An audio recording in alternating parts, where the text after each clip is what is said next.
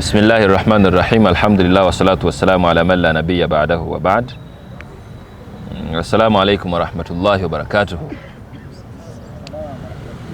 Praise is due to Allah subhanahu wa ta'ala. May his peace and blessings, salutations be bestowed upon his beloved Prophet Muhammad sallallahu alayhi wa sallam, the one who fought tooth and nail for Islam to get to every corner of the world.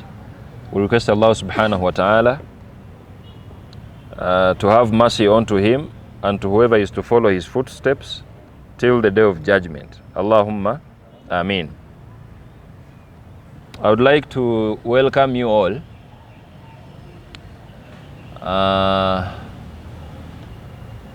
on the continuation, or to the continuation of our Islamic dating and marriage series. I understand, being an academic year, a new academic year, we might be having new faces and you might find it a bit confusing.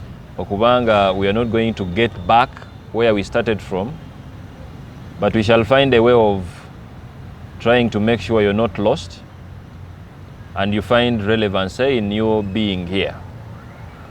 So inshallah, don't worry, you will also learn and understand whatever we shall be saying, inshallah. Just in case you pick interest into what we discussed previously, it is recorded on different platforms. AL-HIDAAYA Islam Media is a platform having all episodes. Sheikh Hussein Ali Bulafu, my official pages, YouTube in particular, all episodes are there. Lectures from the first episode to episode number 40 something, I'm not sure. So we are just proceeding with the topics just like they were in place. Now today I want us to discuss the sensitivity in marriage. Marriage being a sensitive relationship, a sensitive entity, a sensitive combination of two adults. I want us to focus on how sensitive marriage is, because it happens today. A lot is happening, a lot of delusional factors are there, driving us from the reality to what seems to be like the reality. And the number one opening question, as usual, is it a must that your husband is supposed to be everything, or maybe your wife is supposed to be your everything? Is it understandable? That is my question for today. What do you think about it? Is it a must? Sheikh Lubega. Omuchala, is it a must that your spouse must be your everything? Yes. اشرح لي صدري ويسر لي أمري واحلل عقدة من لساني يفقهوا قولي. According to my understanding, I think according to the question you have asked us, I say no. And my reason is my wife or your husband, a lady, should not be your everything. Why? First of all, there is a certain level my spouse has to be whatever she is to me. Why do I say so? The reason as why I say so is we have shortcomings in life, and that might be okay, explain. No, maybe I've started from that side, but I might be I might be having life, rather love, but let me start from that side. That my wife should not be everything, because you may never know, there might be some shortcomings in our marriage. This wife, your husband, can reach a time and says, I no longer have any feelings for you, leave my house, I no longer want you to be my wife. You make talak. You may never know. I've not said that every person in his marriage is like that, no, but you may never know. Okay. So literally abantu bano abafumbo wano tebalina kuprioritizinga that nti partner wa ina kubeera buli kimu. According to me, aina walina okoma. Aina limitations zize. Because also I don't think that if you are married you shouldn't be with secrets. I don't think that's possible to be married and as a husband you have you have something that your wife doesn't know. Okay. You might have a husband and he doesn't know something. Mashallah. So according like what to secret, me, for example. Allah. Like what secret? Oyinza okuba like you might have problems in your family where you come from. Yes. Togenda kuvaayo mugambe omanyi nti tata wange ne mama wange, but you are not going to tell her everything. Yes. Mashallah. Barakallahu fikum. So sene brother and Sabio Seka Elias to Sadiq Mbachala. Assalamu alaikum wa rahmatullahi wa barakatuh. Wa rahmatullahi wa barakatuh. For me, at my view, why would you allow someone to see you naked and you can't trust someone with your secret? For me, on my side, I think. So your analogy is if they know your nakedness, yeah, they're supposed to know every secret of you. Yeah, because my body is my first secret. That's my. Omuntu watuukira okumanya wenna. What is the connection between kiki kyoba okweka? Secrets? I feel like that's ekitiibwa ekyo kyeweewa. Like the biggest secret bwereere bwo. Your body. So basically oteekeddwa okuba nga omweyabiza. Yeah. In anything. Yes, in my view. So your position is the wife is supposed to be everything to you. Can be. Can it be? Just like she can't be. Yeah. There's also so when isn't she everything?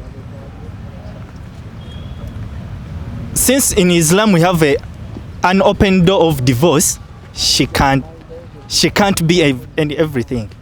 So even on this side she can't be everything. It's a two-sided way. Oyinza koma n'ogamba nti wano nno sijja ssosaawo mukazi wange.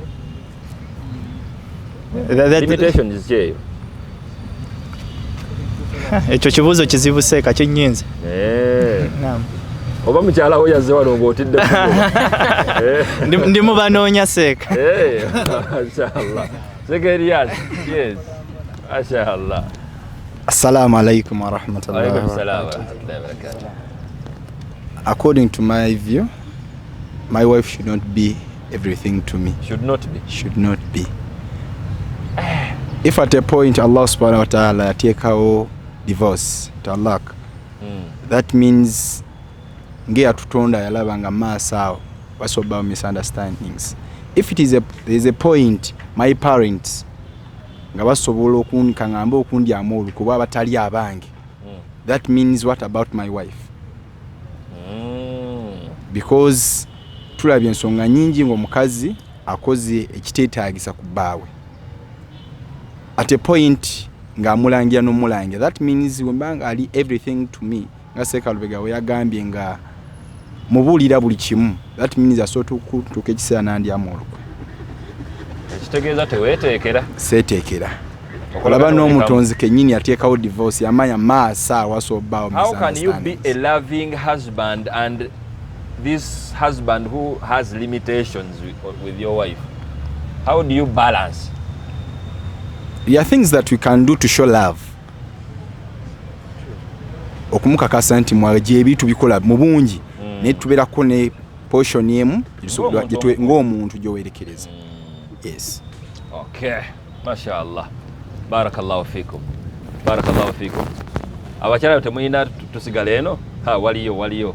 Katusookere eno then. Yes. Yes. Assalamu alaikum wa rahmatullahi wa barakatuh. Hajari kitiibwa. Yes. Mbadde sikutegedde. Should a husband be everything?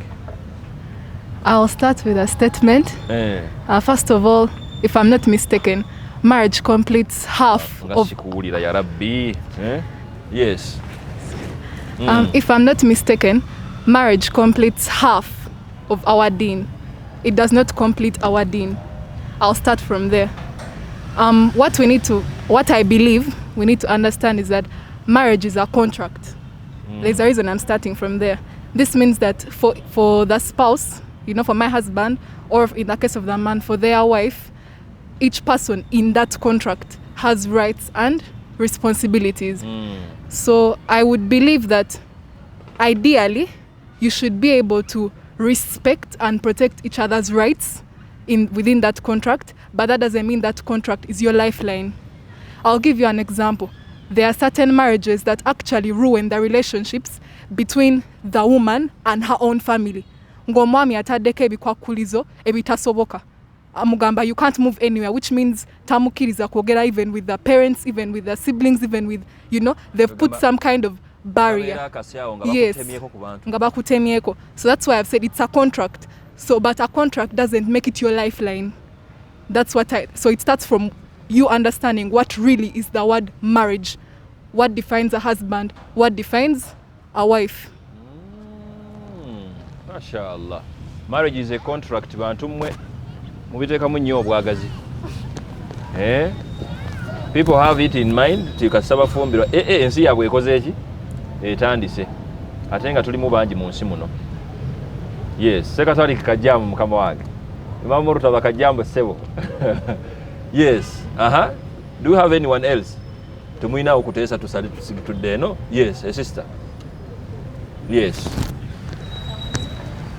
Wa alaikum salam wa rahmatullahi wa barakatuh. Chainze ndowooza munti. Sinzira ku nature y'omuntu gwe wangala. Olowooza nkuwulira mwannyinaze oba osembereko waneeno nkuwulire bulungi?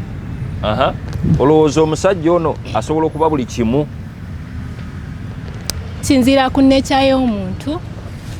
Eri omuntu ng'alina emizi, bw'osobola omugamba ekintu n'akisolvinga nekiggweerawo. Eri omuntu gw'ojja okigamba, gamba emikwano gye, ba brothers be, kati nga the end of the day gw'ojja okuswala.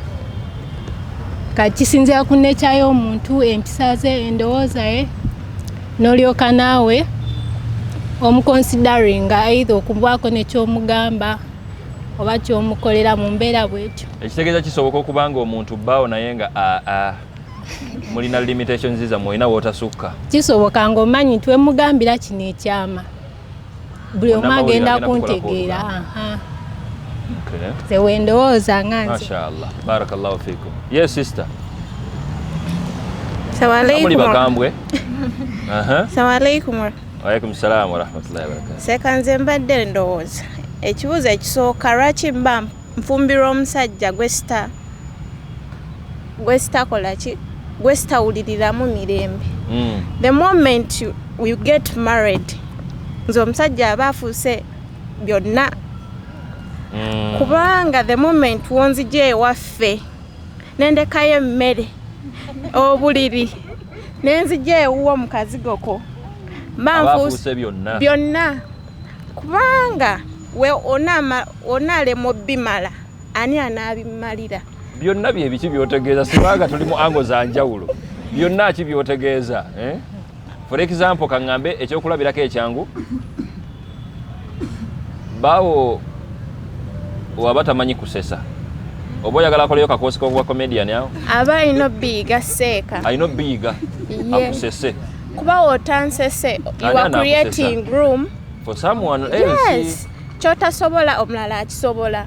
Oba tosobola kukola kunsanyusa omulala ajja kunsanyusa. Kati olw'okuba mba nfuuse buvunaanyizibwa bwo ayiribe naawe. Yes. Kyekyo owulira mmwe nsonga nkulu nno. Should your husband be everything? Yes. Tewali muweddeyo? Alhamdulillah. Seka Sultani wabadde n'akasonga saagala kampiteko buyisi then ntandike inshallah. Yes. Ensonga eno nkulu wallahi kubanga obufumbo bwa leero butagadde because of stuff that are not being addressed. We are going to discuss many things inshallah.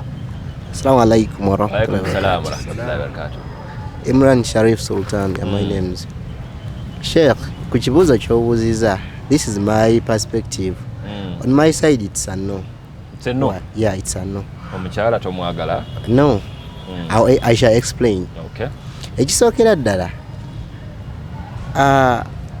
There is no way someone just oragamba nti your wife nja kwogera ku side yaffe ng'abasajja nja kwogera nnyo ku eno side kubanga for them I don't know naye nze ng'omusajja I don't think that one can ever be possible olw'ensonga nti sometimes what I know that can happen you can prioritize her over you like mu bintu ebimu you can make her a priority ekitegeera nomanya nti kino even ebimu ng'obadde obyagala but for her sake noga nti kino kankireke kisobole okuyisaawo kino ekyamukyala wange so at times you can make her a priority mu bintu byolaba nti badde byetagisa but making her your everything I boldly say it's merely impossible ne bwoba ng'obadde okyagala kubanga the sister just mentioned it nti ne marriage ejjuza kitundu kya ddiini tejjuza ddiini wabula ejjuza ki ku saidi y'abasajja Allah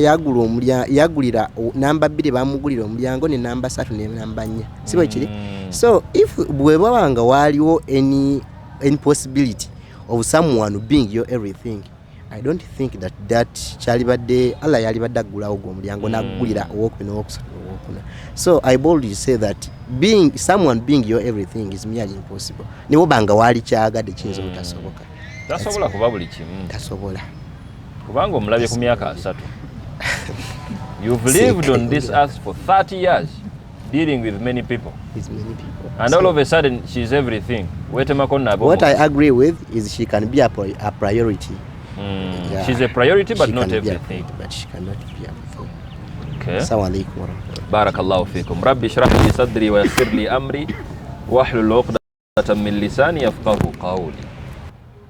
Now I would like to prepare my audience.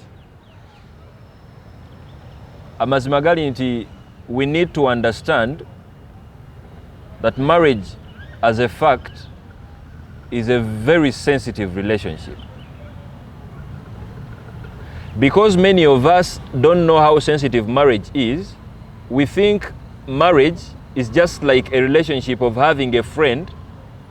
We think marriage is just a relationship just like a relationship of your relatives, not knowing the sensitivity within marriage is too much alarming as compared to the sensitivity within other relationships.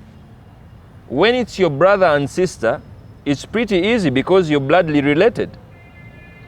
Now, the sensitivity of that relationship, eyinza okubanga newebe yakutagala, the chances are high that you're too much limited in the way you're going to conduct yourself because of the reality that you're related. If you are friends, it's the same situation. If you love a friend, you're going to show it. If you don't love them, you have very many options. But now the sensitivity in marriage is in the following factors. Factor number 1, it is the only relationship that has the ability to expose the bad character in you after you're in it. And thank you very much, today's couples. You're too good into pretending before marriage. And the moment you switch to marriage, we are like the reality is waiting for you. The sensitivity of the marriage is like, it is a possibility you might get at a point where you're going to hate your husband to the bone. What is your skill that is going to make you go through that second, that moment, that day without divorcing him? Because tomorrow you might turn out loving them more.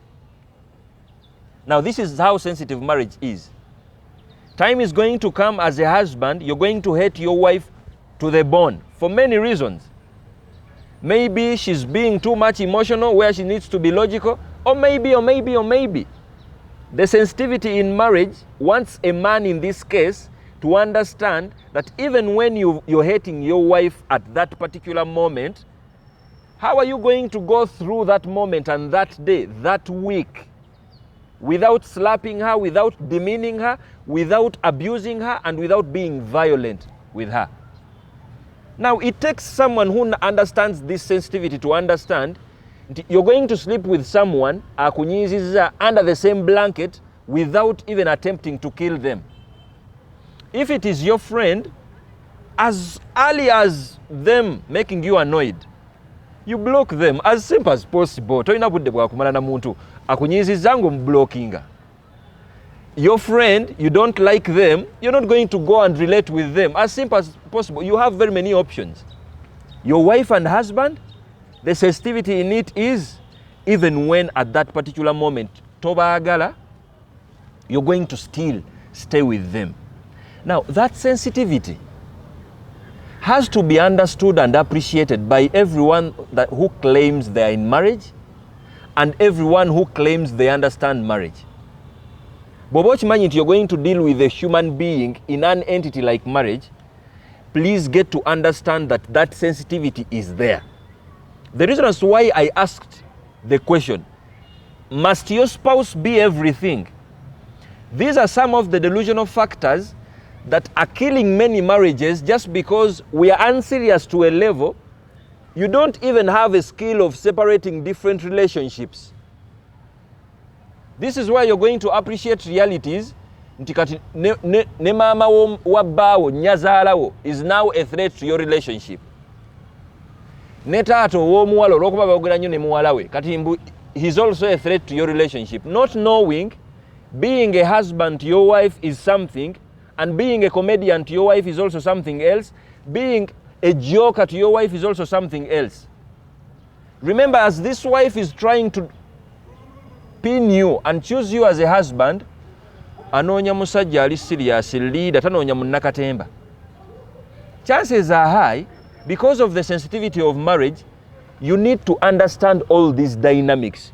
Ngabe tugenda okuziraba wano, and the objective of today's session is njagala tubeera abantu abakulu, mature people, because jukira abaana abatoto abagoba dda mu bufumbo. We don't need young kids in marriage. Marriage is not for people who are immature mu bwongo. Marriage is for people abakuzeekuzeemuko mu mibiri ne mu ndowooza. Because if you just prioritize okula mu mubiri because you have desires, chances are high you're going to miss out these whole dynamics of sensitivity when it comes within marriage, and the marriage is going to be at stake, and no one would like to start marriage ng'akimanyi tenkeera obufumbo bugenda kukola ki, bugenda kuggwaawo. Now that's why I prepared the following factors. The marriage, the sensitivity within marriage helps you get to know the bad characters within your spouse. Zotanditegedde oba oliawo before. If you're married and you're here, you know what I'm talking about. Nga mubeera abalungi wano before marriage. Omanyina okwekuba kawo mukyala otakulira nkongo owunya, because definitely tonnamuwasa.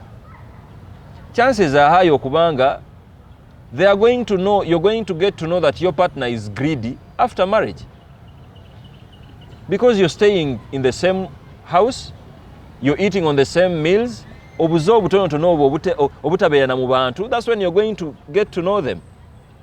Now, because of the sensitivity in marriage, we are not training anyone that is going to come across any of those bad characters. The option is dukayo. They have to understand it is a reality. Tikisobokera ddala okubanga ofunye omukyala nga wa mululu. Ngera we kisoboka okubanga ofunye omusajja nga wa muki? Wa mululu. They are greedy partners. Now we are going to task you, what have you done? What is your plan? What is your skill? How are you going to go through this reality with this partner? Do you have a plan for that? If the answer is yes, webale nnyo tukiikirira bulungi. If the answer is no, webale tuswaza. The second factor is communication boundaries. Because people who are in marriage basically think they have no boundaries when it comes to communication. Do you want me to bring examples? Maybe your wife is partially beautiful. It is a reality. Your wife is not the most beautiful creature on earth. Ngamazima gali ntebisigadde mulungi naye nnyindo yatagala. The communication, the sensitivity in marriage is ne woba onyiize.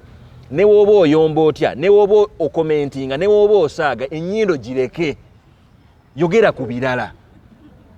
Now that doesn't happen with a friend, because when someone is a friend ayina kwogera bwogezi nga takola ki? Yahe mulina okumanya nti when it's a contract, just like Chitibwa said, contract ey'abantu ababiri nga mwenna mulina emotions and feelings, you need to understand this reality. You have boundaries as you're relating with others. Even when you've walked around campus or maybe around town, n'ofuna omusajja nga machi wo mulungi akukolera, you need to know that it is sensitive to address that with your husband. Kati mbo olw'okuba mukwatagana nnyo, you're now starting the discussion. Just oba abantu kubula byakunyumya. I've been walking in town, I came across this gentleman. Just know he has been perfect, 100%. I just wish he's the man who married me. Mbo olw'okuba your best friends. You get to a time of being too much delusional. Even before marriage, you were friends, and this man were like, I want to be more than a friend. Now you're now more than a friend. Your husbands and wives, you're now requesting, I want to be back down to be a friend.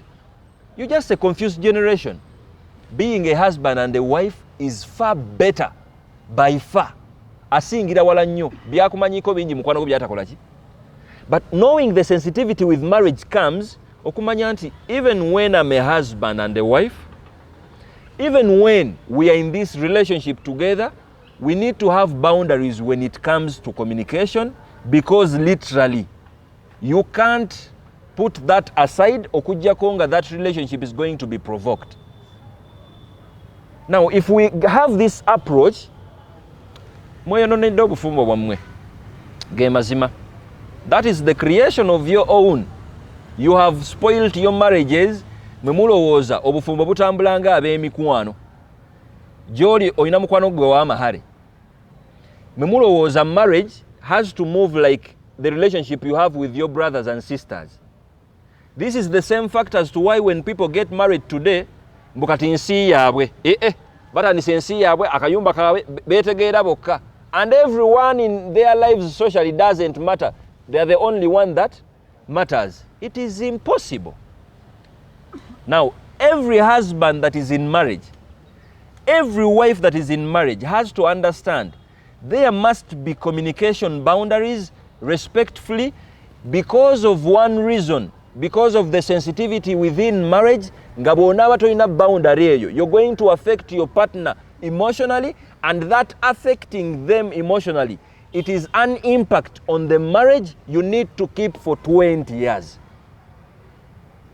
Now you know your husband is short. That is a fact.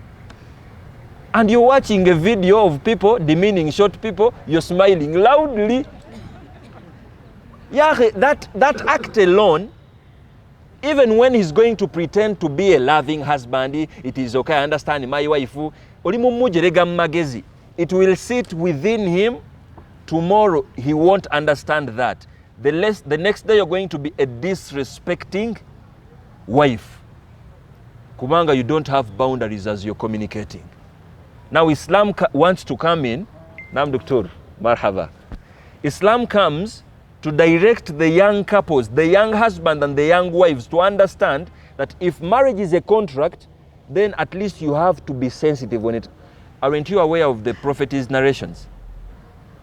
Man kana yu'minu billahi wal yawmil akhir falyaqul khayran aw liyasmut. Now this is a principle. Prophet was like, if you really believe in the last day of judgment and you believe in the Prophet, you need to understand that it is a principle to always speak good. If you have nothing good to say, then keep quiet. Now it doesn't only apply within friends, it doesn't only apply within relatives, and it applies in all relationships. The sensitivity of marriage dictates that the boundaries ziteekeddwa okubeerawo. If you really want to be a happy couple, you have to understand your limits when it comes to communication to your husband. You have to also understand the limits of you when it comes to talking to your wife. Of course, with respecting realities that come with that. If you don't do that, then it's something that is really going to affect you. For example, filtering. filtering the conversations, different conversations. How dare you sit down your wife and you're now trying to narrate to them how your dad confessed to you the sin he did in his 20s. Bimukwatirakowa. Aren't you aware mbolokwa kati mukwatagana nnyo your wife and husband? Mutandise yammwe. Now you are shaming your father in front of her. Aren't you aware that that information alone is going to lead her to disrespect your father somehow? Are you waiting for a sheikh also to teach you that these ladies are too poor when it comes to hiding emotions? Just when you focus n'omulengera nti omukyalo ono wabanga yakuwuliddeko ekikyamu ne waba munnakatemba atya, you will easily read if you focus. Now you're busy talking about your brothers, your sisters, your mother, your whole family, the bad things of your whole family to the wife, and you expect the same wife to respect everyone. You've done what? You've disrespected in front of her. Does that make sense to you? Definitely no. Why? You don't have boundaries. You're a mature person who doesn't have boundaries as you're communicating. That skill is supposed to be within people who are starting up a family. How dare you start demeaning your father and your mother? Notandiko mujerega mumaso gani gabao. You know my husband, my mother is a rumor monger. The whole society knows my mother is a rumor monger. My mother is too disrespectful. Wallahi, my mother. Try your level best to make sure, even when you're narrating something negative about your family to him, you package it in a way that you're respecting the sensitivity of that. You need him to respect the same woman as the mother-in-law, and at the same time, you need to actually conduct yourself in a more respectful way. Now, there is no way you're going to filter these conversations if you're someone who thinks my husband must be my everything, no communication boundaries, we need to be just too much open. The fact is, even when you don't know the negative stuff about the father of your husband, it has no direct impact to your marriage. Mucha asobola okubeera abafumba abasanyufu nga totegedde kabenje ka sezaalawo. True or false? Naye ndowooza abantu ab'olugambo be bayingira ennyo obufumbo. Ashirafu nsanyusa okukulaba. Ziwa Nsanzi. Alaykum salaam wa rahmatullahi wa barakatuh.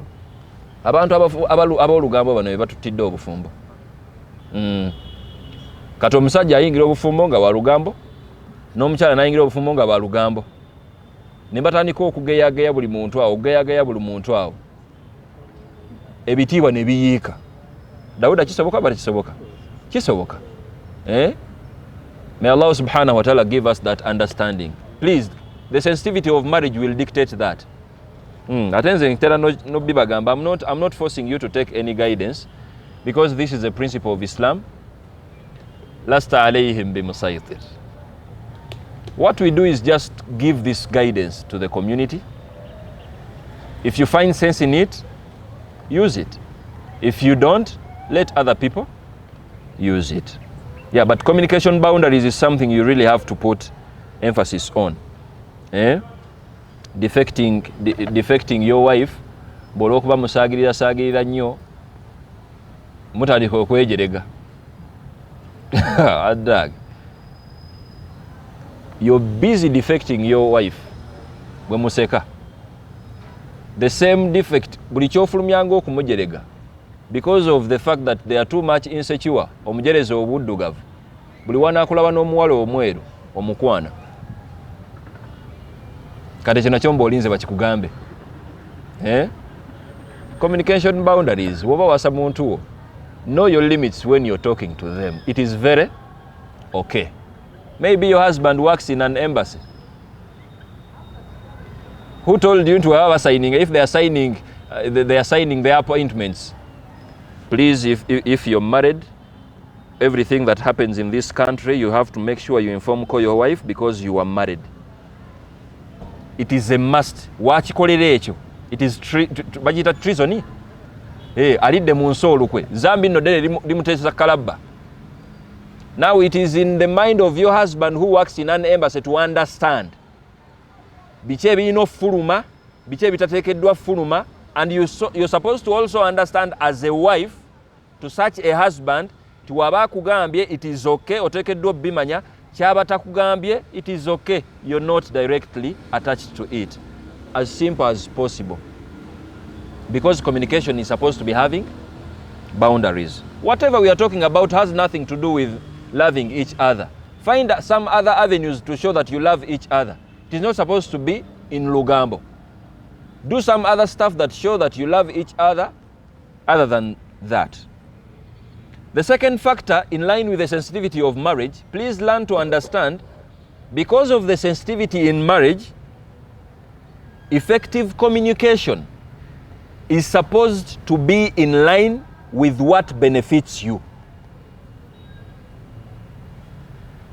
It is today where you're going to find a couple that can't even define effective communication. Nayenga bafumbo. Atenga buli omu akibanja. Do you know that many couples today, what they call effective communication is rumor mongering? Olugambo kye kimu luzungu montase. What is lugambo in English? Rumor mongering. Backbiting, rumor mongering. That is effective communication to many people. Sitting down with your wife and you're talking about me, you're talking about your other friends, how short they are, how stubborn they are, but they are communicating. This couple betegeera nnyo because ba lugambo. Naye mubuuzeeko lwaki parliament etudde eggulu tasobola commentinga ku ekyo tebimukwata nako. Actually tabimanyi na bimanya, tamanyi nansi bwetambula. And that is your wife and that is your husband. Now, what is effective communication? The sensitivity in marriage will definitely drive you to understanding effective communication has to be with something that benefits you. If it doesn't benefit you in that case, then it in most cases, if it doesn't even benefit the relationship you're building, then it has nothing to do with being effective in that case.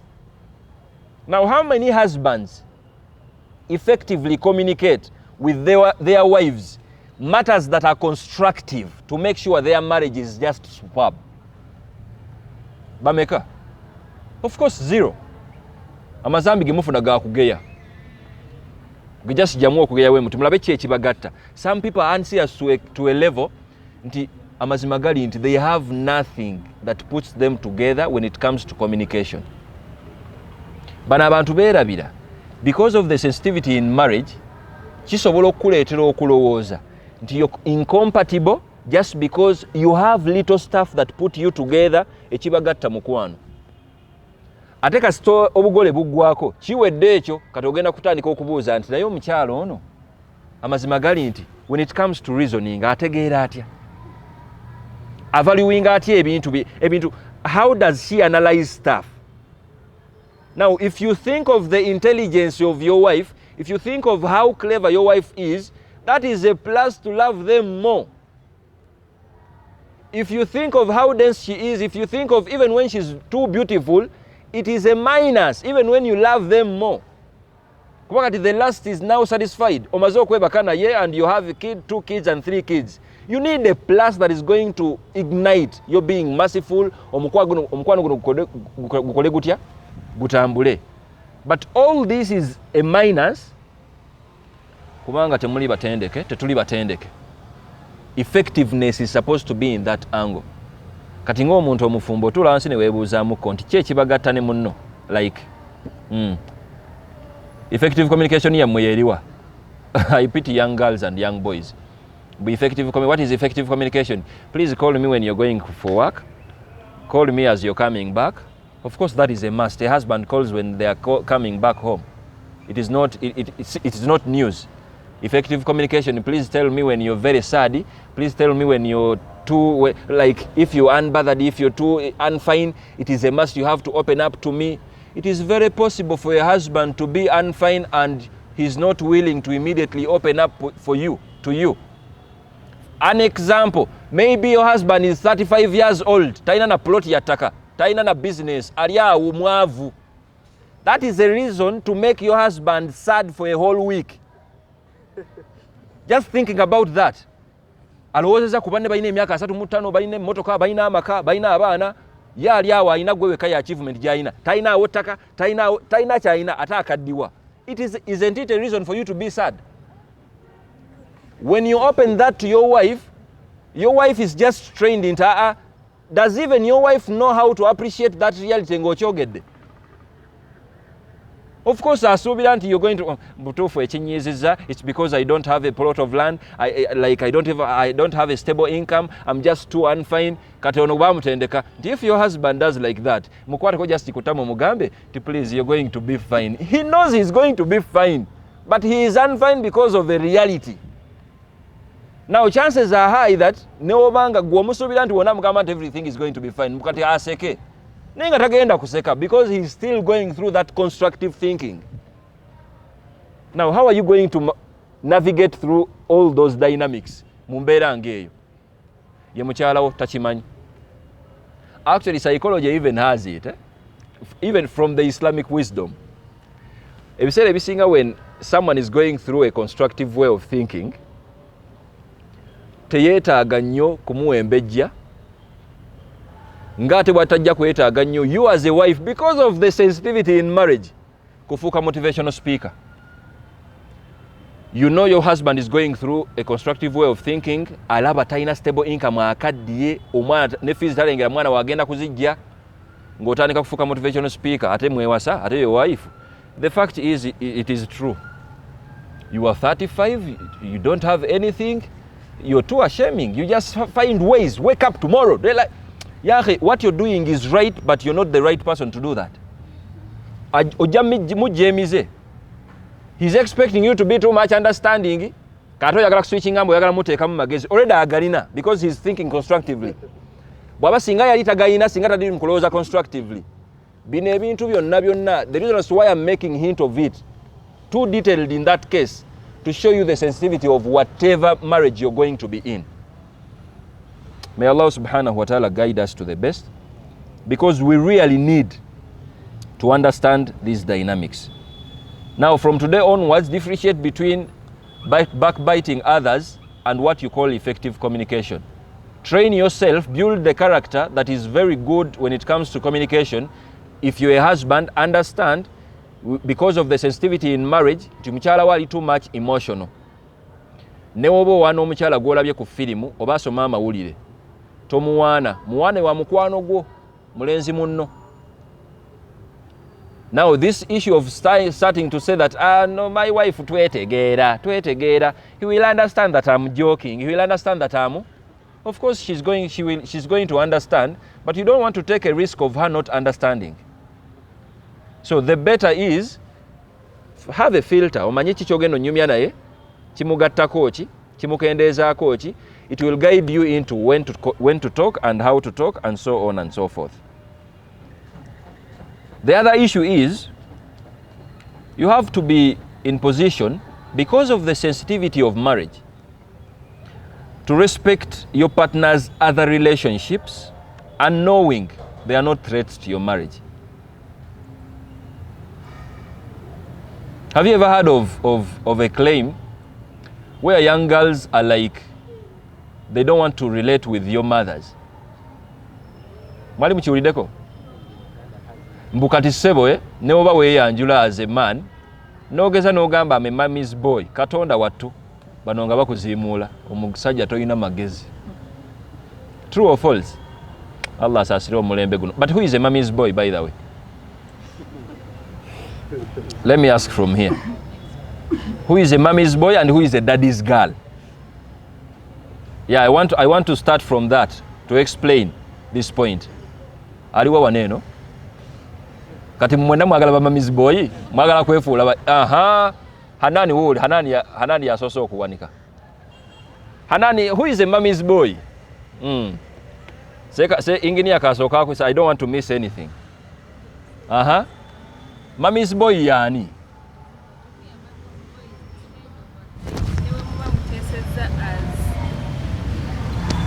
Mommy's boy yakola atya? Omwami nga newe muba muteesezza nti tugenda kukola kino, alina osooka okukubira mami, oba kale bwe baba banyumya ne maama we n'amunyumizaako ekintu kyonna kye mwayogeddeko, maama n'amugamba tukyuse tukole bwe bati, agenda kudda akugambe maama yagambye ekyo tukikyuse. yagambye entebe zino tugule bweziti naye nga mama si yagenda obbeera ewaka ajja kujja akyale 1 day 2 days kati ekitegeeza mami's boy yawuliriza maama we asobola nokyusa decision simply because the mom kati temumwagala musajja awuliriza maama we nedda ayina owuliriza naye he's supposed to decide as him si maama we musalirawo mama asobola omuadvisinga naye ye nga ye n'engeri gy'ajja okukiŋŋambamu nti maama yakoze kino emataringa wajja n'akiŋŋamba nga idea ye nti nakirowoozezaamu n'enkyusaamuko kitegeerekeka naye okujja nondagirawo nti wabadde oŋŋambye tukole no business naye maama agambye tukole kino kibanga ekitegeeza your mom could be me ate kibanga ekitegeeza your mom could be what like almost mama waasobola akagamba ako nkamisiza banayiga ate nga ndaba kabadde kakulu mama ayinza okuba akola ki kibanga ekitegeeza nti newe sibeerawo like mama we kugwe no kituufu aba alina omusussa naye I'm not supposed to feel it gwegatakikulaga okujjako nga nagambye nange nga ngamba nti twebuuze ku maama wano tulabe tukoze tutya naye still webanga idea sigibaddeemu it's better n'ogireeta nti yiyo si ya maama nawe woba ogenze ewa maama era osobola omugamba nti yiyo ne webanga yabadde yange ate waba taata we nga gwe yeebuuzizzaako n'asalawo bulala nga taata yasazeewo taata we kituukamukawo baba basajja na basajja kugamba oyo talina buzibu kale naye abeera n'obuzibu wabeera nga ideas zange nga gwe buli kaseera wenkuleetera idea ogikyusa n'ogenda n'eyooli at times idea yange ndowooza ne weeba nga si amakulu nnyo nga yaddadi esinga at some point okundaga nti ebyaddala nange ompuliriza you have to kutwalamu eyange ne weeba te just once in a while okubalansinga barakallahu fikum wafikum baraka Seka lubega badde awanise daddy's girl wamma osobola ndowooza nsooke njogere ku mami's boy mami's boy kansooke mami's boy kyekyo ndowooza obuuza who is mami's boy mami's boy yani mami's boy ndowooza yono omuntu kantandikire mu buto bwe nga kantandikire mu buto bwe nti mami's boy yono omuntu nga taata waali naye abadde nnyo ne maama ebiseera ebisinga oba kiri it is nature simanyi bamaama bano batera nnyo okwagala abalenzi bataata ne baagala nnyo abawala simanyi ndowooza kiri natural wekyo naye mami's boy ono omuntu nga abadde nnyo ne maama we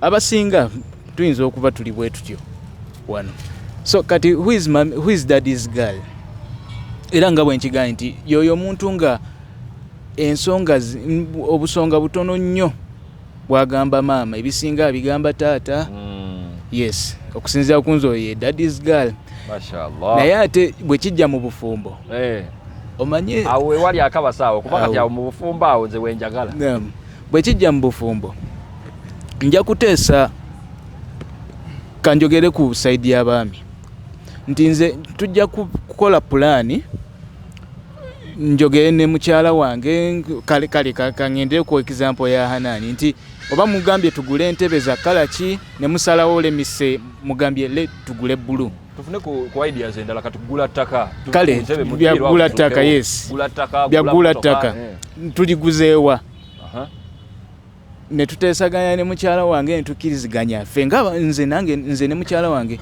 nti kale tuligulewa saidi za Kawempe ne nyinzo ono mukyala ono talina nnyo waŋŋambe saagala ate sijja mugamba nti ngenda kwebuuza ku maama bwe mba mami's boy sijja kumugamba nti ngenda kwebuuza ku maama naye nsobola genda ne neebuuza ku maama maama ayinza okugamba mwasazeewo Kawempe naye makeererawo nawo nina akataka kwegamba n'okomawo n'ofuna engeri tomugamba nti I asked my mother no ate oba ozeeyo endowooza ya kito lwaki tomugamba nti I asked my mother anti kati sheikh kiki kyentya abakyala bano naturally balina obujja ekyo sijja kikweka ajja kufuna obujja olw'okuba mbuuzizza maama wange bo bwe bali bwe bati obujja it is naturally. Obujja mbadde manyi bukola ku bakyala like abakyala bennyini mukyala na mukyala.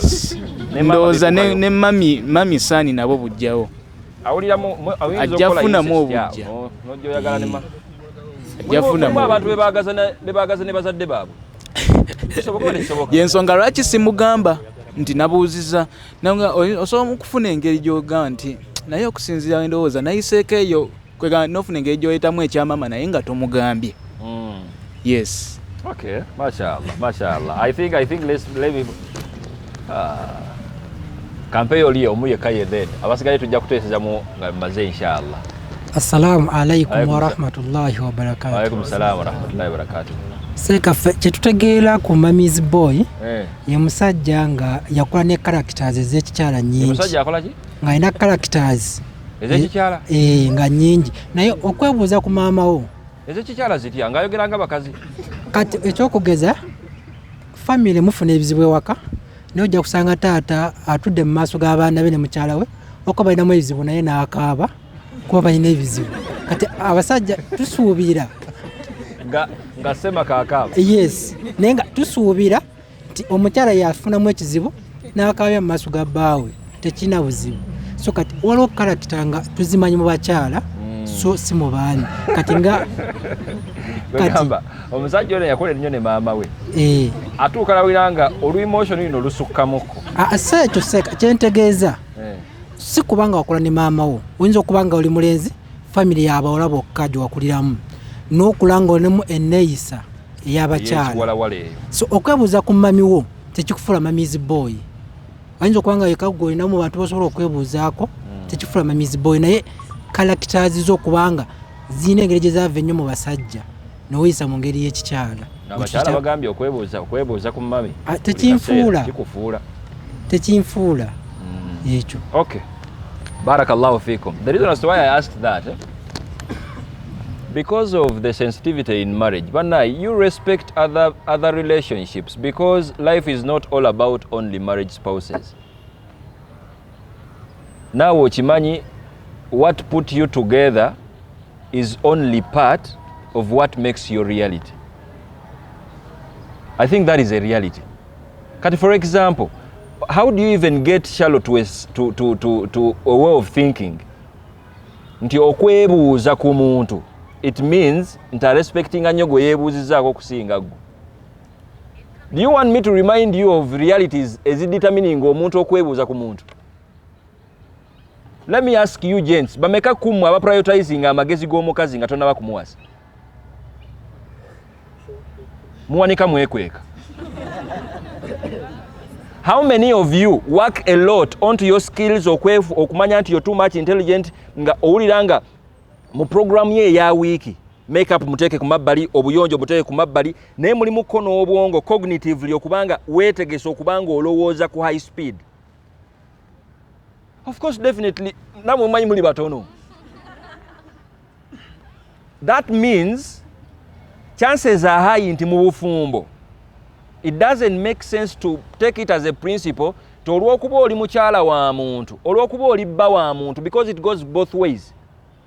It is sensitive in a way nti kasita ogezaako n'olowooza nti kati olw'okuba oli husband olw'okuba oli wife kati whatever relationship you've been having before kati gijjeewo nzaaliwo kuki? Maybe your husband deals with cars ewomwe tewalayina na bondi. Now you want this man to force himself akwebuuzeyo ku bintu ebikolana ne ku mmotoka gy'oli obitegeera nnyo. Of course it won't make sense wabanga alina gwabuzizaako gwategeera mu byaki. Now kati omuntu ayigenda okuyingira obufumbo, please understand it is okay. Those other relationships can still be there and your marriage is also there. The same applies with you. Nga mukola ebintu ebitagasa. You're the husband, you want to be a comedian, you need to be a serious one. Katate, you're not supposed to be a joker. At times he's also supposed to joke. Your wife is telling you, please my husband, you're supposed to be everything in my life. You have to be a comedian in Sesamu. You have to just be everything. You're not going to manage. If she wants comedy, YouTube is there. Buy data, give her, let her laugh. People make her laugh. It is okay. She can still love from other comedians and you're still a husband untouched. Kisoboka but kisoboka. The same applies with her. If your husband is not a good listener, it's very possible because they are selective listeners. You're in two dimensions. Enyumya yo yemboze yawukanira dana engeri gyakola ki? Gyanyumyamu. Have you checked out how we talk with each other and how you talk with your fellow girls?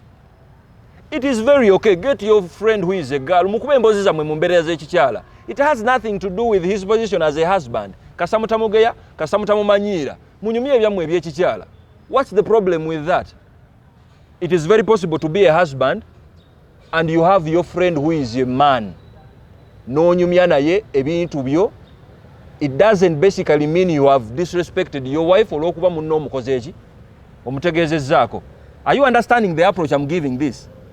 Now, other relationships that are in your lives also matter and get to a point of understanding they are not threats. Kati for example, omuzadde n'omuzadde. A young girl like you, you're too defensive. Tonaana kuyingira bufumbo bwonna. Naye oli defensive ku nnyazaalawo gw'otonaana kumanya. People go through it. Ku mulembe gwabwe guno eno. Oba single mother bufuuse oba single mother, oba single father oba single father. Chances are high nti mukyala wo single father yamukuza. What do you expect from that relationship? Of course waba ina kwebuuzaawo ku taata we. Ate okwebuuza kitegeeza. People who are at university, you need to understand. Okwebuuza, you need to get an idea from someone. Taking that idea doesn't mean bonna bonna abakuwadde amagezi basiru. It basically means that idea is working at that particular time, but you thank others because they have widened your scope. Now you get to a point of even disrespecting parents. Boy, no atokuwa ekitiibwa. Now when we get to the parents, the parents bemwagala okuteekako ekifuba, taata w'omuwala ne maama w'omuki ne maama w'omulenzi. Okujjako nga otandise okulaba nti beeyagala kuba kati ensi yatagala dda. Otandika otya okubeera unserious, mufune ku byokkola ebirala. Otandika otya okubeera unserious to a level nti kati you're too concerned lwaki bbaawo ayogera nnyo ne maama we nnyo, lwaki mukyala wo ayogera nnyo ne taata we oba ne bazadde be. What is your problem? For 25 years and 35 years, ani abadde awamu n'amagezi? You've not been around. Abadde yeebuuza ku baani w'otabadde. Tomusanze nga mulamu. Chances are high okubanga gwe gwaleese ogenda muwa amagezi mafu. Akagenda omusiraanya. Kati omusajja oyo akole ki? Lahi, we need to be open-minded when it comes to that. Now, the sensitivity in marriage is going to, and we got all this from the Islamic wisdom. Era ffe tusigalira nnyo abantu abatatola time to learn their religion. Ebintu bingi bihappeninga wano eno. Katemba mungi ali mu relationships z'abantu wano baselessly. Ennugu simanya nazaala okusanga nazaala nsanga amalaalo. Yahe baali bagamba nazaala ezo stories z'abantu. Wait for your story. Maybe it's a different story. Wallahi al-azim, you don't want to start a relationship nga bbaawo teyeyagala na maama we. Because ono musajja, he learns how to treat a lady from the way he treats the female figures in his circle. Ono mukyala, he's learning the way to treat you as a husband from the male figures in her social circle. Kati teriyo musajja agenda beera bbaawo nga beewalana ne maama we olw'okuba gwe ozze mu play mukatolooze nti bakwagala nnyo. This man is too unserious, mubi nnyo mu kusembayo wabanga asobodde okuyisaamu mu relationships ez'amaaso, mukati yeebaza ggwe ayingiddewo. Tamanyi na kumanya how long are you going to be there in marriage? Tamanyi na kumanya olina makulu ki g'omuleetera? Ayinza n'okuzuula nti tolina nnyo n'oba olina nnyo amakulu. The world goes beyond the two of you. Families zeegasse, kati families bbiri, taata wono waba taatawo, maama wono waba, families zikoze musahara. Ne Allah atuuka n'okukyogerako nti n'oluganda nawe weeruli kati abantu families zeegatta olw'okuba abantu bakoze batya? Bali babiri in marriage. So please, as a Muslim, you need to understand that is a reality you need to take back home. Let other relationships be there ebbanga likimalanga tekiri directed to waliwo emboozi. There is a discussion you can jazz with your friend nga mbutuufu ya kisiru nnyo. Kisoboka oba tekisoboka? N'otyamu nti w'ogyogerako ne mukyala we agenda kukumanyiira. Kisoboka oba tekisoboka? Or maybe your in-laws, your brothers. What is your relationship, the relationship of your brothers and your wife? Mwena mulowooza mu bwenzi, bagenda kweyagala. What do you mean by that? Mwena tebabakuza mubuukira bakyala we mutyo? It is also a possibility nti tebagenda kukola ki? Tebagenda kweyagala. But how are they going to relate now? Alhamu al-maut. The Prophet is like the in-laws baganda abo, because of the sensitivity in marriage, bateekeddwa kimanya nti enkolagana yaabwe is guided with that sensitivity. When I'm talking to my wife about my brother, I need to be sensitive because I need the same wife to respect the in-law.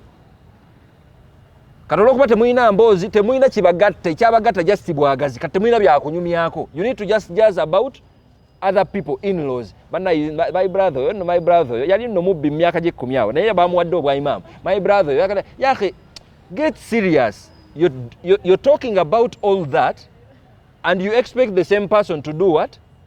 Byateetaaga kumanya. Muganda wajja kuba akyalanga ewaka bw'asalako naye nga mukyala wa kimanyi nti oyo yali mubbi emyaka 2 emabega. Bamusibako ne mukomera naye nga omusajja wati yakola ki? Yakola tauba. You're disrespecting your family kulw'okuba totegeera. The same applies with you. Ebintu ng'ebyo byogerako nga okimanyi nti you are affecting the relationship of other people. Kati muganda waawulira atya? Mukyala wo abanga tasobodde kwefuga mu emotions n'akikubawo. Tikali awo kamanyira naye kali kabbye emyaka 2 amabega. Definitely gwe ababikoze eki? Gwe ababyogedde. Now please let us understand that sensitivity as we are switching into marriages.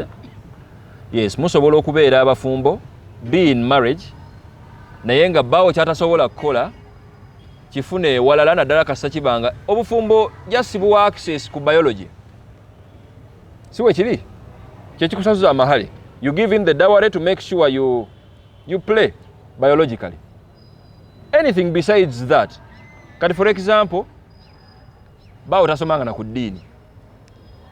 He's not a sheikh, not even well versed with Islam. Kati mboyala kwebuuza ku Busiraamu, kati naye ali mu kunyiiga.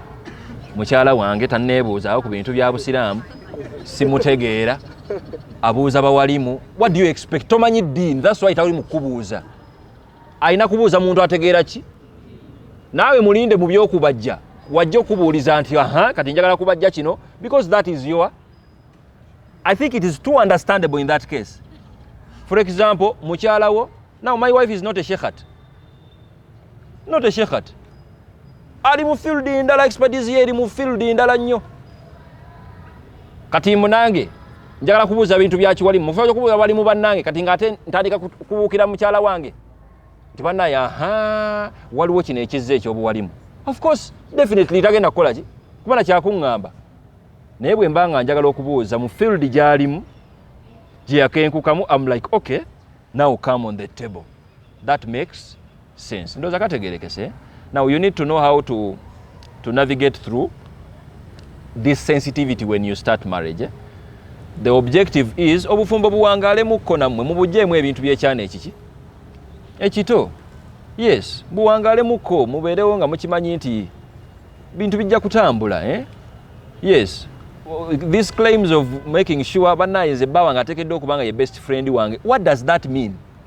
Because a husband is far better than a best friend. Mugambire dda bba ateekeddwa okuba nga akumanyi, actually akumanyi nnyo n'okusinga best friend golowooza nti akukola ki? Akumanyi. Yes, naye obanga okyogera nga tokirowoozezzaako, best friend kitegeeza you need to just talk n'omuntu nga tofuddeeyo kumanya omuntu ono agenda kuwulira atya. Olaba ne ba best friends olina okuba sensitive to some extent. Bw'olwokuba namukwano gwange omumpi nze ndi muwanvu netwejerega alina bwatuka naye nebimutama ntansusseeko kisoboka tekisoboka kisoboka abo nno nga bamikwano nti ansusseeko buli kaseera ndiko nvumaako olwero mpezaamu ennaku bbiri naye oddemu naye buli kaseera oli mumpi bw'atya ku bantu abafumba ababiri yes, you have to get to know all those dynamics. May Allah subhanahu wa ta'ala guide us to the best. And I want to conclude my presentation today with two issues. Issue number one, because of the sensitivity in marriage, try your level best to be respectful and act respectful when you're angry. Yes. If you're upset with your partner in marriage, keep it professional. Onyize, you're upset because of any reason, because that is a reality. You must get upset. But be respectful even when you're going through it. Yes, may Allah subhanahu wa ta'ala guide us to the best. Techikola nnyo mawulire kubanga you consider the emotions and you don't go through that reality. Tulina okubawulwa abali wano. Tusaba Allah abalungamye. Inna ma'al usri yusra. You need to understand that whenever there is difficulty, there are smiles to come after some time. And secondly, by embracing sensitivity, we can transform our marriages into a haven of peace. Yeah, if you're sensitive about how your wife might feel because of what you're going to say, because of what you're going to do, then definitely it's going to be a peaceful environment for your wife. And if your wife is also sensitive, sensitive about your emotions, your logical and so on, because at least mokoze justice and you're sensitive, you've respected that. Empathy with everyone is empathetic with the other and so on. And lastly, being sensitive says more about you than it does about your spouse. If you're sensitive and you respect that sensitivity in marriage, it builds your character more than the way it builds your spouse's character. Now, if you can't be sensitive for the sake of your spouse, at least be sensitive for your own sake. We're creating a space ey'emirembe. Now, tewaliwo bantu bagenda kusinga kweyagala nga bantu bali sensitive in marriage. Beyagala nnyo. Yes, and contentment ebera at the highest peak. But the problem is because we are attacked by many factors in our society. Tulwanyisa bingi nnyo mu society oba okyamaliriza kino ne wabaawo ekiyingirawo ate nga waliwo abalina okigoberera kubanga tebalina nnyo kyakkola kate mwogenda okuwasa oba yagenda okuwasa oyo kale tabbeera ebeerawo nga mwewasizza kirero nnyo mwaka gumu 2-5 nga mwegoba, which is okay kubanga yamumina kwegoba. Tusaba Allah abeere nga alungamya obufumbo bw'abasiraamu bonna. And ekisinga n'okunsanyusa, many of us prepare ourselves for irresponsible people. Bw'abeera musajja, you're preparing yourself for a big-headed lady. Gotanaba nakufuna. Wagoyinga da defensive. Tabawala b'ennaku zino bayaaye. Gy'oli ogenda wasa bonna. Kati buli akujjira olaba muyaaye. Kadde Allah kyakola akuleetera muyaaye bintu byanguwe. N'akufera ne mutandika obufumbo. Kati omaze omufuna ate olowooza Allah tayanukudde eddwazi. The same applies with a girl. You're preparing yourselves for irresponsible men. I need to get done with university. Mfune omulimu. After I get work. Nezimbire akayumba kubanga abasajja beekyanga. That is your motive. Abasajja bakola ki? Neweetegeka emyaka 25 oli mukwetegeka n'okoona 3 ng'olina ettaka olina emmotoka because you're preparing, you're independent, which is very okay. Thank you. But the question is, who is a responsible man that is going to look for you?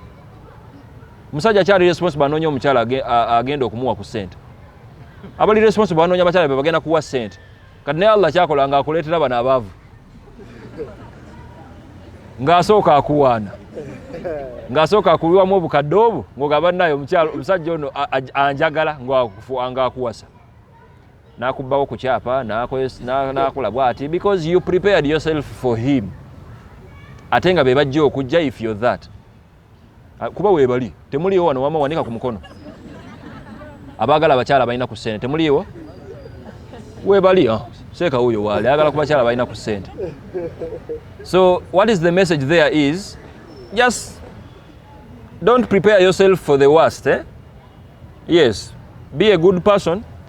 Be a good person because good attracts good. طيبات للطيبين والخبيثات للخبيثين.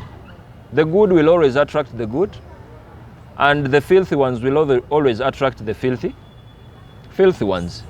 Yes, that is the model of Islam. Tetukiinaako buzibu abantu wabeera wobanga oli mwenzi wano, the priority is funa mwenzi munno wano. Marriage will work for you. Kubanga mwefuna, you think the same, mwenna you experience the same, byebimu bufumbo buyinza okutambula ate nga tebujja kutambula. Wobanga oli kawala kampisa toli muntu w'abasajja, lwaki onoonya omuvubuka ategeera ebyabakazi yabiyigira bakosi kyebisomesa? Alina kubanga naye ffala, at least abenga yakola tawuba yeesirwaza abenga tabitegeera, omanye nti at least akiinamuko ne ku nsonyi.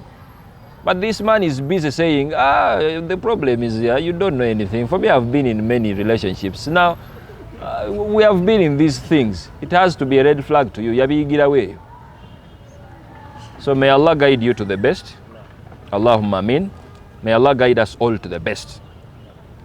Wa sallallahu ala sayyidina Muhammad wa ala alihi wa sahbihi ajma'in. Kujaunga waliwa ina chabuza. Wassalamu alaikum wa rahmatullahi wa barakatuh.